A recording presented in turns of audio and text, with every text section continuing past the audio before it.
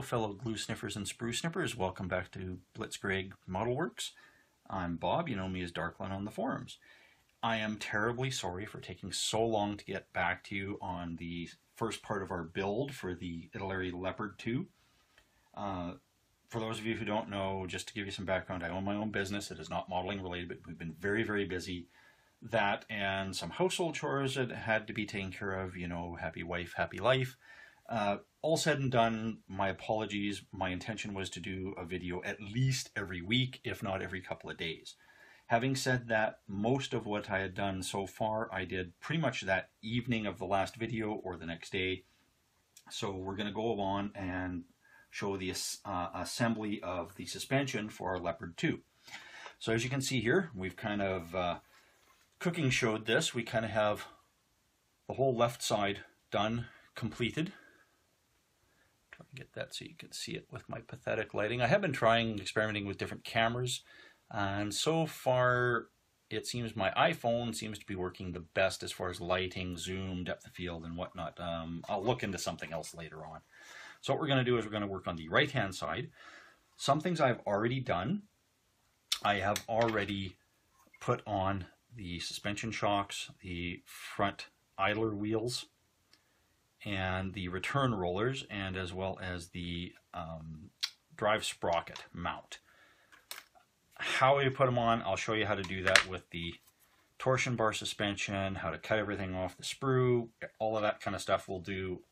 I've already got some stuff already staged and ready to go to kind of keep this nice and short and simple and hopefully answer everybody's questions. Now, for those that have seen the beginner's tool set, there was one particular knife I did not cover. My apologies. It is the snap blade click style box cutters. Those are perfectly suitable for modeling. I personally do not like them. I find the blades to be very loose and wobbly inside the metal casing. Some of them are even plastic. I've tried them. I don't care for them. I prefer my X-Acto blades and my scalpels. But if that's what you have, there's nothing absolutely wrong with them. They're perfectly fine for you to use. Now, having said that, as you can see, this is the sprue that had all the suspension on it. I've left just a couple of road wheels left. Everything else has already been done, assembled, and set up and ready to go for you. So how you remove these? The first thing anybody with any modicum of modeling experience will say is do not twist them and tear them off. You will usually end up with not just a piece you have to shave off the part, but it will usually tear a chunk out of the part that you have to fill. So tearing them off is a big no-no. What you want to do is, if all you have is a knife, you want to look at how the part lines up as an example, and you want to use your knife, whether it's an X-Acto, a scalpel, snap blade, however, and cut close, but not right on how it comes off. Try and catch it, because especially with the smaller parts, they will tend to launch themselves. So when you do that, you end up with just a tiny little chunk. Hopefully you can see that. And you can easily take that off with your knife on each side.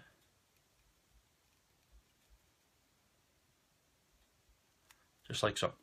Very simple. If you have the flush cutting nippers, now these are not wire cutters. These are wire cutters. These are flush cutting nippers. Hopefully you can see the difference between the back sides. These cut pretty much flush. These leave a raised dimple. So you use those for wire, not for cutting parts off. These, you can actually get right up to the part and snip. Snip, done. Now compared to the other wheel, it's a very clean. Hopefully this is showing up and trying to get the reflection in there just right. There's hardly anything worth cutting with the knife. It cut so smooth. So we're pretty much done with those. Now putting them together, as per the instructions, the wheel halves assemble like so, and then glue on to the suspension arms like like so, and then there is a cap that you glue on to the little stud, that little stud on the very end. And ideally you make these wheels movable. If you're just doing display stuff, if you're not going vroom vroom across your carpet, having them fixed is fine. These are all fixed. None of these work. The front does, to make sure that it's easier for us when we put our track on, and the rear definitely does, because you want that tooth sprocket moving when you put your track on. Now here is at a point, actually I should back up a little. Before you take the parts off the trees, here's where it's important to decide when and where you want to paint. Once you glue these two halves together, it's really hard to paint in there. You're kind of stuck with doing it by a brush, and if that's all you have, then that's fine. If you have access to a spray paint can, or rattle can, spray bomb, whatever you want to call it, or an airbrush, you might want to do it while they're still attached to the sprue, because you can paint the inside and then you never have to worry about it again. Once they're assembled, it's already been painted, it's fine. Same with these. I did not paint any of these, and that's fine, because the way that I'm intending to display this, it's going to probably be covered pretty much with some muck and some snow anyway, so you're not going to see much. So that's one of the things I said about when and where to paint. The other part is when and where to sand, which we'll get to in a minute. Now, one thing that I did notice on this sprue, I don't know if, or sorry, on this part, if you can actually see that, there's a little bit of flash right here. Picking that up a little bit. What flash is there's two halves to this mold, and there was a little tiny bit of separation. It's a pretty old kit. It's from the 80s. So there's a little bit of separation, a little bit of wear and tear on the mold, and so the liquid plastic, when it gets injected in, will actually squeeze through parts where they're not perfectly tight. Now, in this case, it wouldn't be a big problem just to glue it together and call it good. If you want to remove it, you can just very carefully remove it just like that. Done. Actually fell into my hand. And that's it. Don't worry about sanding this stuff down. The little notches where we cut it off the sprue yet, there's a trick to that. Assembling, you can put the halves together if you like, or you can keep them apart if you like. It doesn't really matter which way you want to do this. I prefer to do it like so. And you take your solvent, or your glue of choice. I'm going to use Tamiya Extra Thin. I'll take a little bit off, and I'm just going to brush it inside the wheels, just like that. 1 and 2, and that's all you need. 1 is probably sufficient. What I like to do with road wheels is then give them a little bit of a twist, make sure the glue goes all the way around, and then that's it. They're done. They're stuck. Now you just wait 10 minutes, 20 minutes, half an hour, next day, however long you want to wait for them to dry before you start the rest of the assembly. Now to do the sanding, and trying to find one that I think I did all of these, unfortunately. Oops, I was supposed to leave one. Oh yeah, she's setting up really fast anyway. So there's a couple of different ways that you can get rid of your cut marks and to make sure everything's round. I prefer using a sanding stick. We talked about these earlier. You pick them up at the cosmetics area of your favorite lady friend, and you can sand all the way around.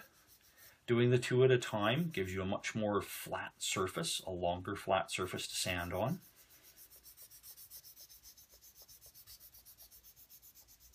And you can see it sands fairly evenly. We're not overly concerned about making everything nice and flat, but we are seeing that because of the way that's sanded, it's actually, I think you can see this, yeah, you can see there's a bit of shrinkage. I don't know what else. Nothing to worry about. You won't see that once it's painted. If you want to fill it with putty or your filler of choice, you certainly can. There is no need to at this point. As I said, this is for beginners. This isn't a museum quality piece. Now, one caveat, I normally don't dry sand. I usually use this lethal poison.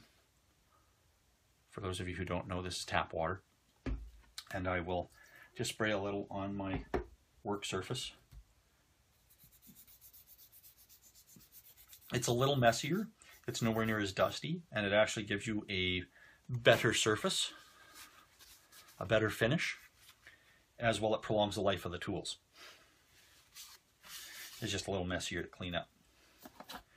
Now once that's done, you'll notice there's a lot of little scratches. One way to get those scratches out, if they really bother you, steel wool. You can also use a Scotch-Brite pad, also known as like a kitchen scrubby. Usually they're green. For industrial applications, you can get them in all different grits. The finest, I believe, is white. I prefer just plain old steel wool. This is 5/0 or 5/0 steel wool. And you just buff it around the sides. You press fairly hard. You get into all the little nooks and crannies. Now here you see this is what it looked like with just the sandpaper. And that's what it looks like with the steel wool. Very simple, very easy, doesn't take very long. It's a little hard on the fingers if you're not used to it. There is another way to do this, which is very fast and involves a tool, which I did not discuss, because I don't really consider it a basic tool, but it's how I did all the others. Get some of the dust off there. And some of them have heard of this, and it's called a moto tool.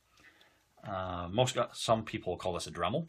This particular one's made by Power Fist. This is a company called Princess Auto out here in Western Canada. They're very common. Not exceptionally phenomenal quality, not like a Dremel, but for modeling, these actually work really well. They're rated for something like 50,000 RPM, but on its absolute lowest setting, when you turn this sucker on, that's a very, very slow speed. Even setting 2 is pretty slow, which is pretty important if you're sanding or cutting plastic, because if it's too high, it'll melt. And that's actually how I did all of these ones. These ones are almost glass smooth. Now you could accomplish this doing it by hand. It just takes a little bit longer. So once you get all the wheels done, you set aside, we remove all of our torsion bar arms that the wheels get mounted to. Sorry, the steel wool tends to make a bit of a mess. Now, one of the things that we'll notice, there we go, with the suspension arms, they're attached by a couple of different points, so there's going to be some pretty nasty cleanup depending on how close you get cut. But one thing you'll notice, and I hope you can see this, oh yeah, that shows up nice.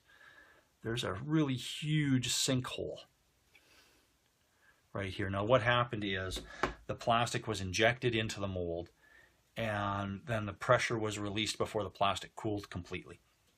And what happened is the plastic shrunk into the cavity. Older kits, you'll see this. Some of the lower end kits, you'll see this.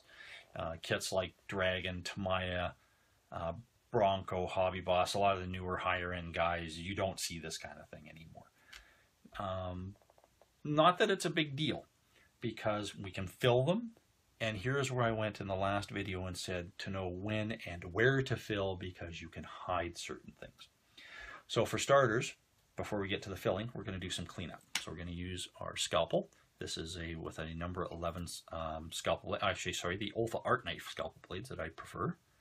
And we just very quickly remove that little chunk, and there's a tiny little piece there. So on the sides, there's also a mold seam that I don't know if you can see. There's just this tiny little bead here. Now you can sand that off if you want. You're really not going to see it on the kit anyway. I prefer to get rid of them, and the technique I use is a technique called adzing, A-D-Z-E, adzing, and it refers to a mountaineering tool that's kind of sort of like a garden hoe, except it's designed to plow in and act as a brake if you're mountaineering. In our case, what we use it for is we use it to scrape this off, and I know this is probably hurting some people's teeth.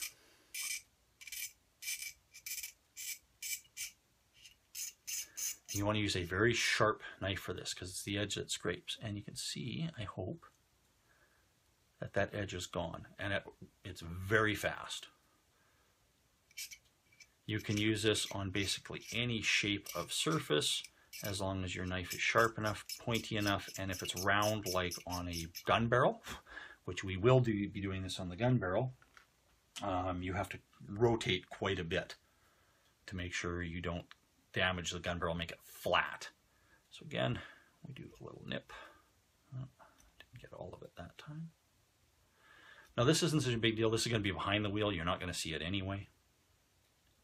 This one you will see unless you do a lot of weathering.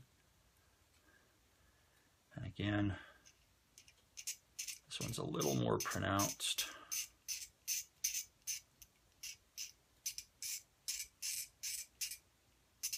I know some people really hate this sound.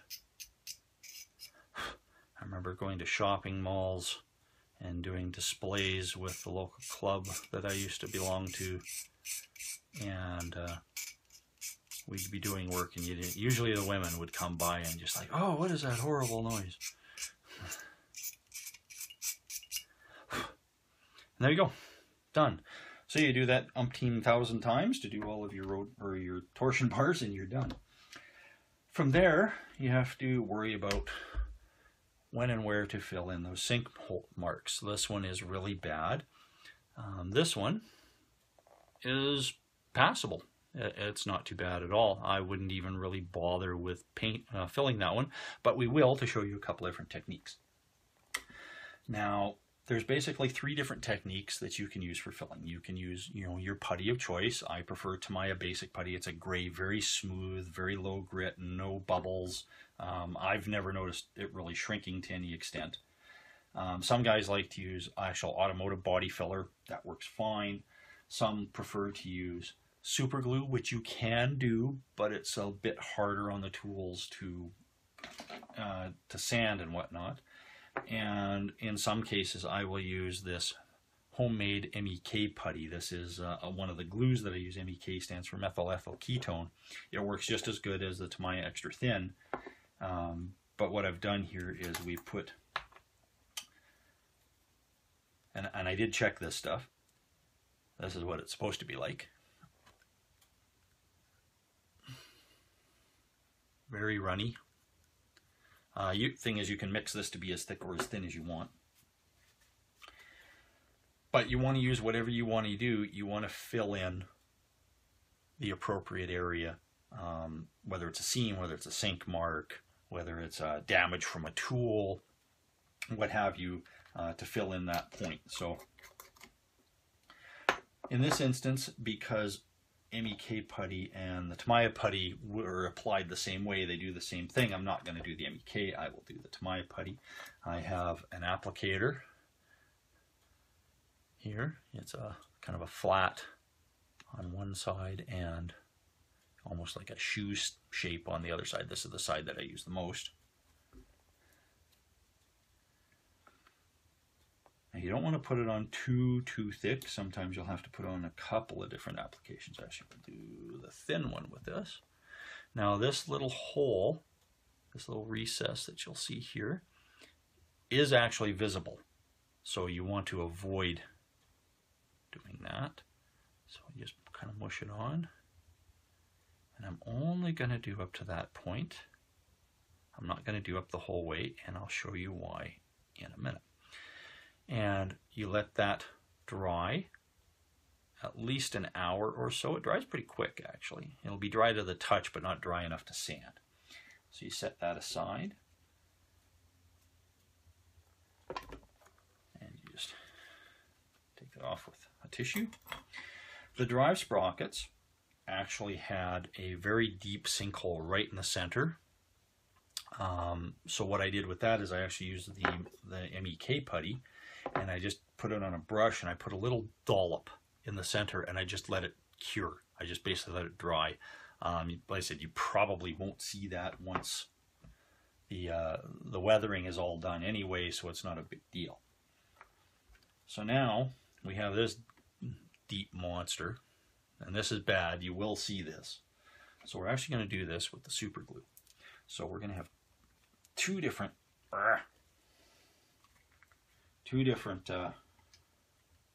holy cow. Okay, do it this way. Normally I just squeeze it out the top, but that top does not want to come off with one hand. Or two. Wow, I have to work on that one. Easy enough. We can use the same applicator on this. You can use actually we'll use a toothpick. Most people will have that anyway. Now, I don't really like using super glue a lot. I find it very difficult to control where it goes. There we go. I'm holding it this way so it does not get into that little recess that you're going to see. The problem with super glue is when you're putting it on in large amounts like that, it takes a long time for it to cure. But what we're going to do is we're going to use this accelerator. This is Instaset, made by the same company. Now, some people spray it on. I find that rather messy, and I don't particularly like the smell. So what I prefer to do is just take this out and just put a drop, just like that. And it's pretty much cured. I can actually watch it. It shrinks a little bit. Oops. And that's pretty much done. So there's really no waiting if you're in a big hurry, if you're an impatient modeler. That sucker is pretty much done. Now, if it didn't fill in enough, you could simply go back, add more, add more. The accelerator that is put on may still be present, so you may want to wait. And this didn't actually fill completely. Put a little bit more on. Oops. Do another little zap.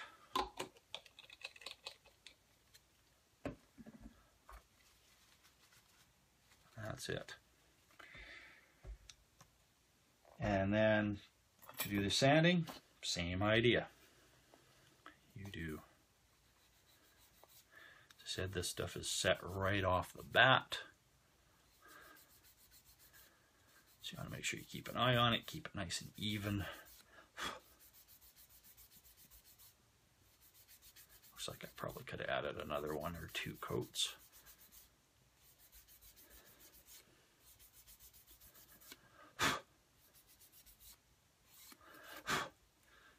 So you get the idea. Probably need to put another little dollop in there.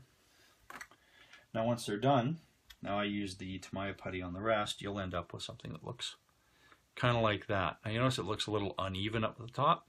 I don't care. Here's why. When the wheels are finally assembled, you don't see a whole heck of a lot. So there's no point making them all nice and perfect, except for the first one, because the other wheels kind of cover everything up and you don't see anything. So that's fine. Now, you notice I didn't go through a heck of a lot on the top, how to do the return rollers and whatnot. That also is fine, because, although this is for this side, there's a side skirt on this vehicle, which will pretty much cover all of that. You won't see any of it, so there's no point in working on any of it. Put it on, it's just there to hold the upper track assembly so you don't have a problem with it. Now, assembling everything, very simple, other than these two, which we'll have to wait on. They are all keyed. They all slot straight in, just like so. Some of them snap in. Some press in. Depending on the vehicle, oh, that's a tight one. Depending on the vehicle you use, these might even articulate.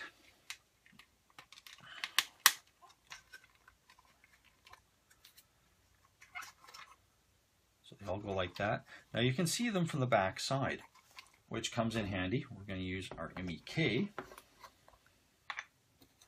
because you can glue from the back side. Now we didn't put any in the front too, so we put one in here. And put a drop in each. Oh, that's interesting. The mold didn't actually open that up, that is actually sealed. So there's holes in each of these. I don't know if you can see, there's a hole from the molding process. But this one is, oh, it's kind of opening up. The glue's kind of eating through it. Now that'll go through and you won't see any of it from this side, so that's great. Otherwise, you could just take a little dab and maybe right behind where no one's going to see it, you could put in a little dollop of glue.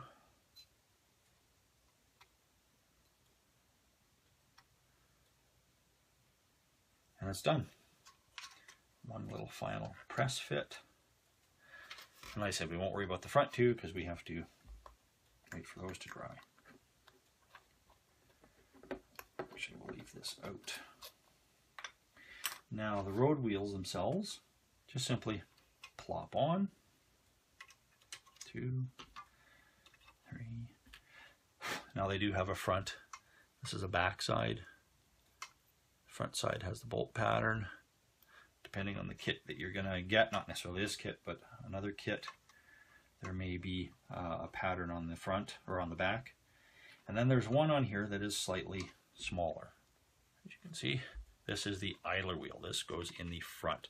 The purpose of this wheel is to adjust your track tension so it's not so tight that the track will break and it's not so loose that it will come off. Now once we're done, there are little hubs that go on each of these, just like so. I personally do not care if the road wheels rotate or not. Actually, we can't put that on because we need to put the torsion bar there. So since I don't care if they rotate, I'm going to put a decent dollop of glue.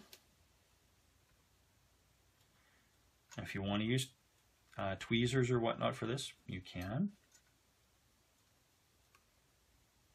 These are big enough that I can grab them with my fat fingers. So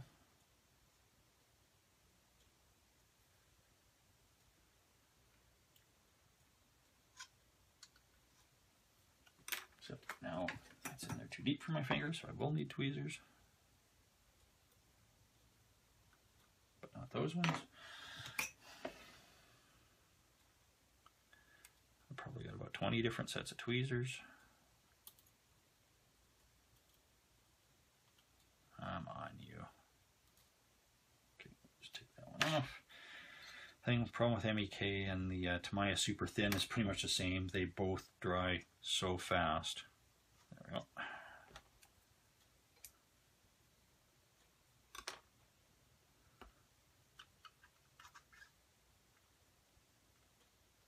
And same problem with this one. It's being a pain.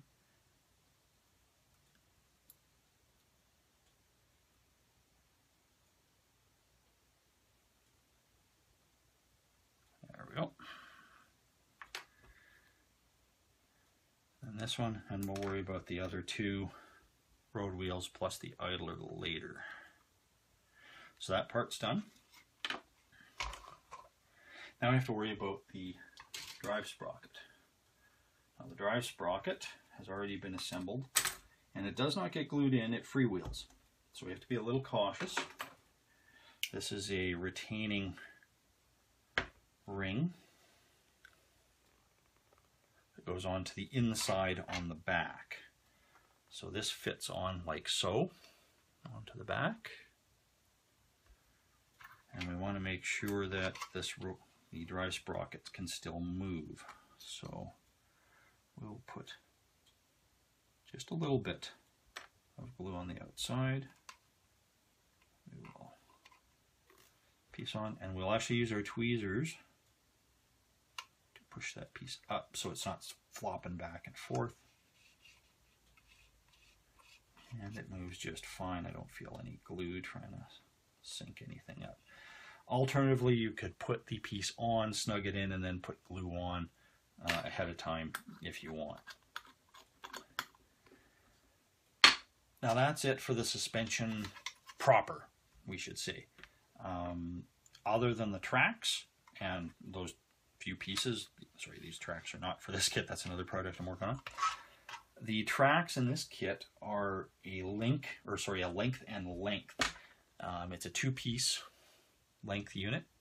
Now, normally, if you've got rubberized tracks, oops, get that backwards, you would get one long chunk like that you'd have to put together, but Italeri have divided them up into two, and they are joined right there by these two little pegs. Now, there's a couple of different ways you can put them on. Some tracks, I think, but don't quote me, that Tamiya's stuff, you can actually glue together. These, I know this is old, this is vinyl, you will not be able to glue these together. So the way to put them together is the old melt method. You can usually use a screwdriver. I think that's actually what they tell you in the instructions, a screwdriver and a lighter. And the idea is not to melt these so that they're totally mushed, but to soften them enough so they make kind of almost a rivet shape. So on this end of my, I can do this without talking too much.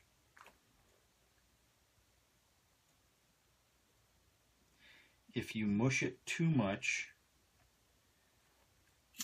the joint will be very, very weak. The plug will try to pull through the hole.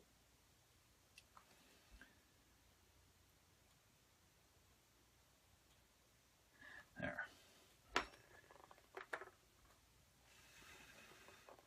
And that, right here, is how they should look. Now don't worry about, they look kind of unsightly. You can always hide them underneath a road wheel, so nobody's going to see it. What's more important is the length of the track. Because even though you don't see the top part of this, this is kind of important, and I'm not going to heat seal this one up because I've already tried this with the other side, and I can tell you what's going to happen. You gently put these over, and you kind of, if it doesn't fall apart on me, oops, and it did it. Fell apart. That's okay. We can fix this. In situ, right like that. Done. So that's on. Does anybody see a problem with this? This track is supposed to be like that. It's supposed to be tight without that loop. Now I've measured it with the other link, which I have to work on. It is exactly one link too many. Not to be accurate, but for the proper tightness, because you're not going to see it. So this should be nice and tight, so there's no bowing like this, like that. That's pretty terrible. Looks kind of goofy. If you don't mind it, that's fine. It'll sit on the bench. It'll look fine. What I'm going to do is remove a link, the one link that you'd normally heat seal together. And there's a couple of different ways that you can reattach, because now you're missing your attachment points. So there's a couple of different ways that you can attach these so that they don't come apart nearly as easily. The most common method is to staple, put a couple of staples on each side and hold it in place. Great in a situation like this where you're not going to see the upper run anyway, so nobody cares, nobody's ever going to see it. Another way is to use needle and thread if you don't have access to a stapler. Another way you could do this, and I did try with the other set and it didn't work very well, is I actually cut this link in half and made another tab. So I cut this tab off, cut this link in half, drilled some holes to shorten it up, and it worked. But because it wasn't molded that way, it was actually quite weak, and it snapped on me when I tried to install it. So I'm going to be stuck with stapling it. That's probably the strongest method going, and that will work just fine. And once you put that on, then it's a matter of, do you want to paint now before you put the side skirts on, which I will be doing because it'll make things so much easier, or do you want to paint later after you do the side skirts? If you're comfortable with that, that's fine. If you don't want to weather, because you're going to have to get underneath this to weather, If you're not going to bother weathering, that's fine. You'll probably be better off doing some painting ahead of time here, doing the whole lower hull assembly and setting it aside, and then working on the upper hull and the turret. The rear hull will go on as just pretty much a single piece with a few little detail parts. We'll go into that with the upper hull later on. But as far as the suspension goes, that's it. This is a very simple kit, very straightforward. No operating parts other than the rotating road wheels if you want them. The return rollers, you can't make them turn. They're just designed to glue in, and that's that. So that is it for this section, and hopefully I'll be able to get the upper hull one and the rear plate one going up within the next week or so. So please feel free to leave comments down below. And thank you again for joining me. This is Bob.